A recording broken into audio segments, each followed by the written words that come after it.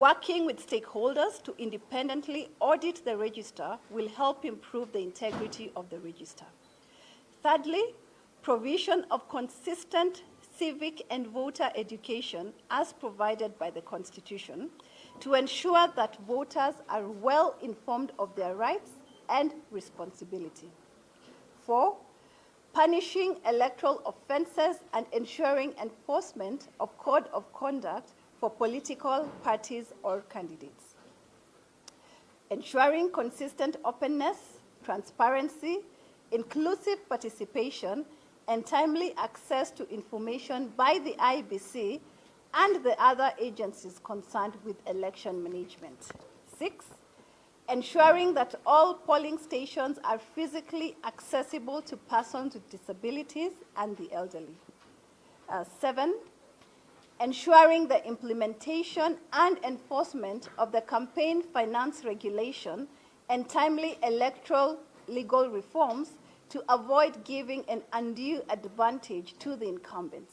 8, ensuring that the results transmission process is clear and understandable to all stakeholders, and that the Commission shares with the citizens and other stakeholders the final election results in a granular and machine-readable format. 9, maintaining simplicity and transparency of the election day processes, as well as accuracy and verifiability of the results management and transmission processes. 10, ensuring the safety and security of voters, observers, and other stakeholders throughout the electoral process. And finally, reducing the cost of elections in order not to overburden taxpayers.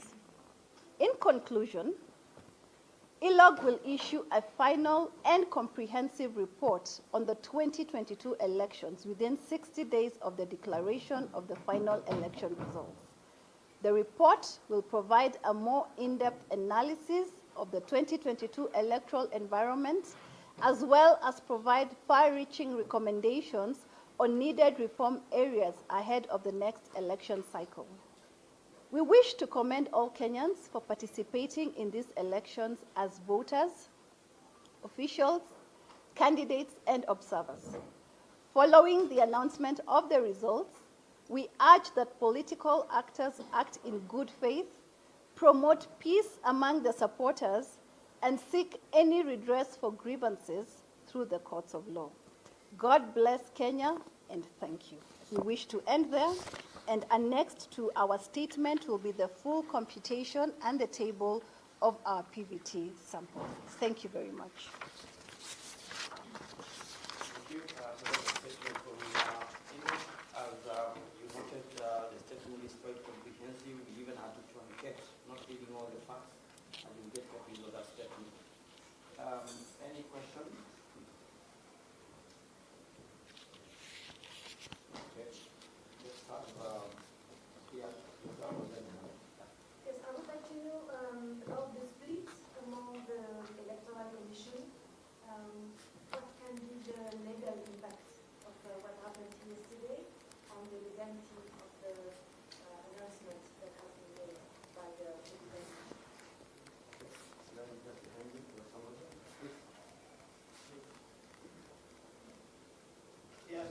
Just follow up on that, David from Bloomberg News. The four commissioners who dissented yesterday on this result, what is your take on that, and what ramifications then do you see on the We'll get two more for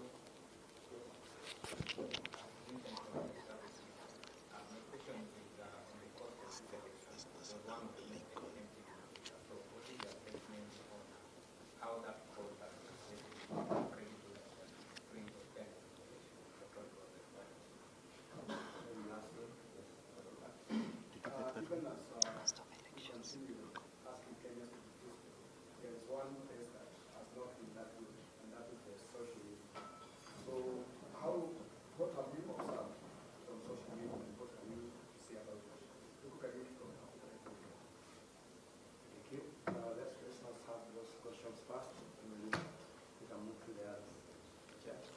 Thank you very much.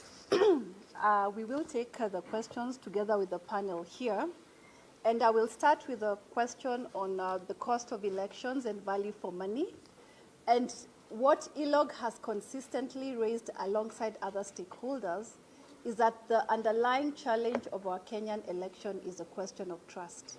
And the sooner we can resolve that, the better for making the cost of elections lower. If you look at whatever measures are put in place, majority of them are expensive, and it's towards enhancing and making sure the question of trust is addressed. So as a country, if we can consistently work towards ensuring there is trust in the process, and with this election we have seen significant growth and lessons from 2017, if those can be enhanced, eventually we'll have a process that citizens trust, and eventually that brings the cost of elections lower. Thank you. With regard to the legal issues, I'll allow my co-convener, APP, Senior Legal Counsel, to speak to the issue of the commissioners. Yeah, thank you very much. Thank you very much, and good morning, members of the press. It is unfortunate that there is a split in the commission. However, the chair of the commission, Chebukati for now, is pronounced the results as the returning officer for presidential elections. That is a role that is given by the Constitution and cannot be taken away. So whereas the fact that the commissioners were not there and did not agree with it, that would be a legal battle in itself.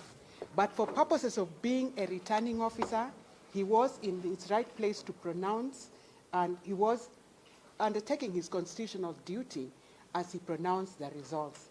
Now, if there is a grievance about the results, definitely the Supreme Court has the sole responsibility of arbitrating presidential elections. So fortunately, we do have... Sorry, some media houses are requesting you to start again.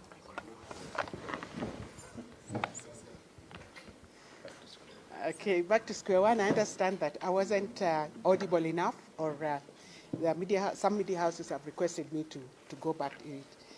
I want to say this. The Constitution gives the chair of the commission, IEBC, the mandate to be a returning officer for the presidential elections. So just like the returning officers were giving results, announcing results at the various polling stations, for presidential elections, it is the chairperson of IEBC that is mandated to do that task. And there is only one returning officer, and that's the chair of the commission. So when the chair of commission, the chair of IEBC, announced the results, it was his constitutional duty to do so. Now, this is not to say that the results that he announced, whatever it is, that there could have been grievances around the results that he announced.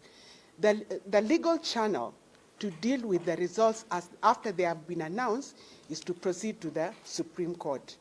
And we believe peacefully an aggrieved party should be free to proceed to the Supreme Court. And maybe he can use or he or she can use the evidence of the commission as declining. For the purposes of pronouncing the results of these elections, which had to be done, I think the chairperson was in his rightful duty to be able to perform this duty. And I mean, it is from my own perspective, it is a good thing that he did rather than did not, because it would have brought more speculation and anxiety in the nation. Thank you. I think the chair will tell us who will answer the other questions. There's a follow-up question?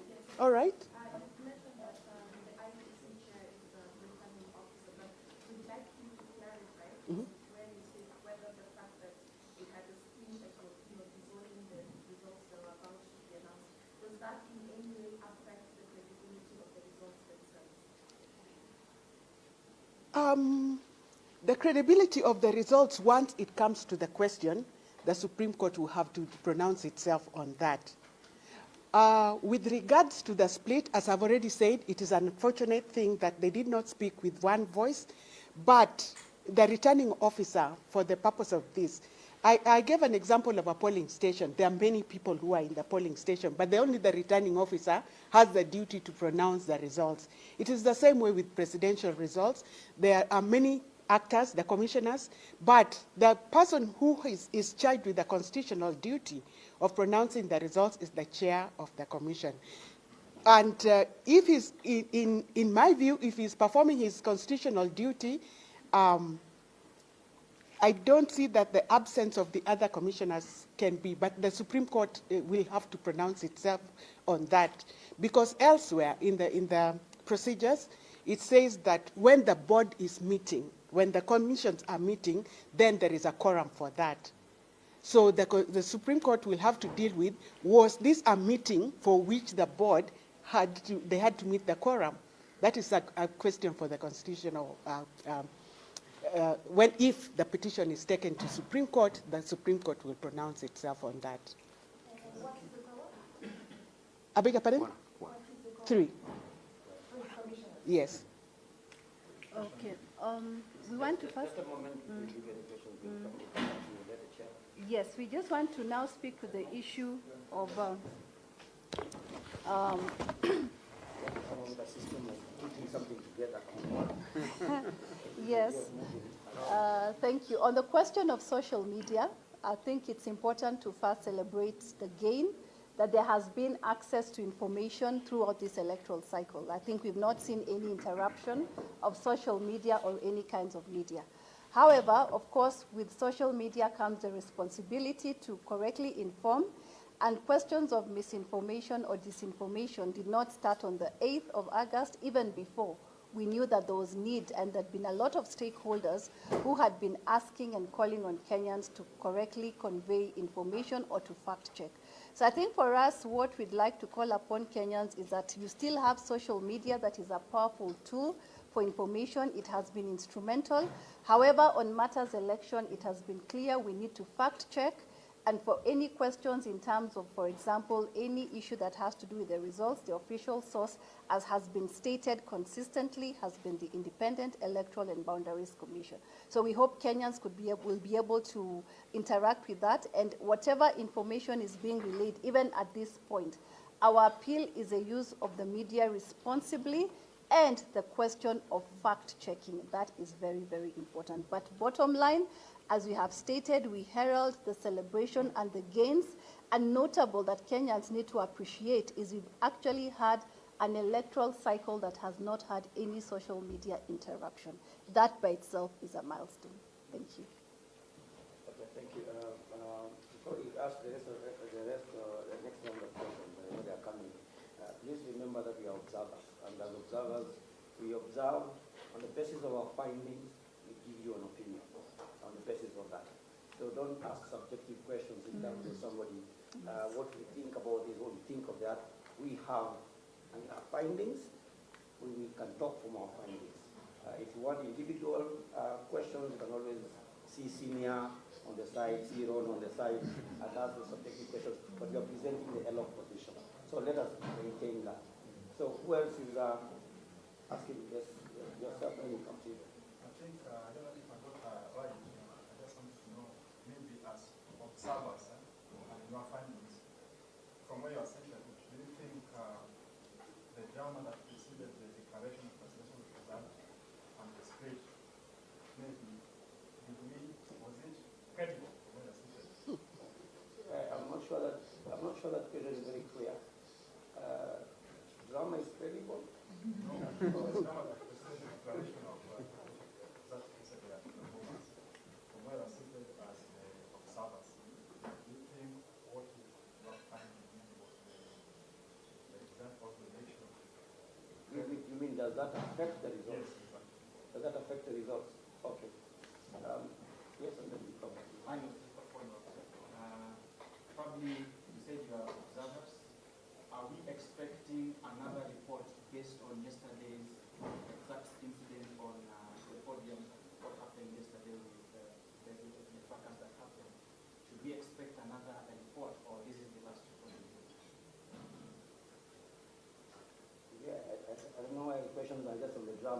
But it's okay. The only issue is that you have to remember that we are observers. And observers, they were not sitting there taking notes of what was going on. We were sitting there, we have observed the entire election process. We have given you our PVC projections, which speak to the results, but we also spoken on other issues. So the drama, we all witnessed it together with all of you. Whatever happens in the back door, in the back rooms, we are also trying to find out. Expecting a report. We have a report 60 days. You're getting more information if you don't share on that. But let me ask her also. Hi, I'm Condi of the World Radio. Apologies if you've already addressed this, I was late. But what observations do you have of the behavior of political agents and politicians during this election period, especially how it compares to previous elections? Okay.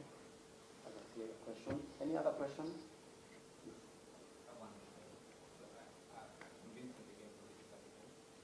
You observed election fraud across the country. So I wanted to ask you for consistency in terms of the final decision on not being able to the money register. Was there consistency in applying this across the country?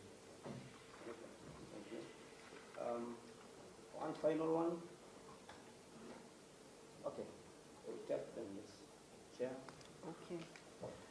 Thank you very much. I will start with the question about the behavior of the political class. I think in our statement, we have reiterated over and over that we appreciate the peace and the calm that Kenyans in general have been able to observe. It has been a longer wait, but Kenyans have been very patient and have been calm. And for us, what we have raised is that any disagreement or any grievance, the law is very clear on where that needs to be taken, and that's the courts of law. So we really want to laud the Kenyans, and for the political class, our appeal as well as leaders is that they are aware of what channel to be able to take their grievances, and we hope that they take that channel there, and that channel is a courts of law. So that is very important. In terms of the consistency, as we have indicated, our PVT report is based on our sample stations. And so part of the findings, as we mentioned, is that we needed clarity on the manual register, which is part of our report. So again, to reiterate that our PVT results are based on the sample stations and the observations that we observed from these sample stations, which include the issue of the manual register, and it is contained in our statement.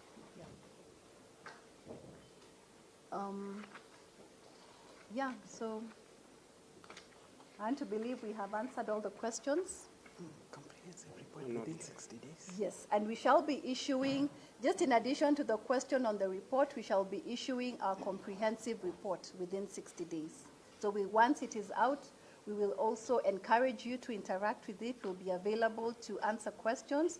But again, we encourage you, as you receive copies of our statement, to interact with it comprehensively and to get the main issues that have been spoken to at this point.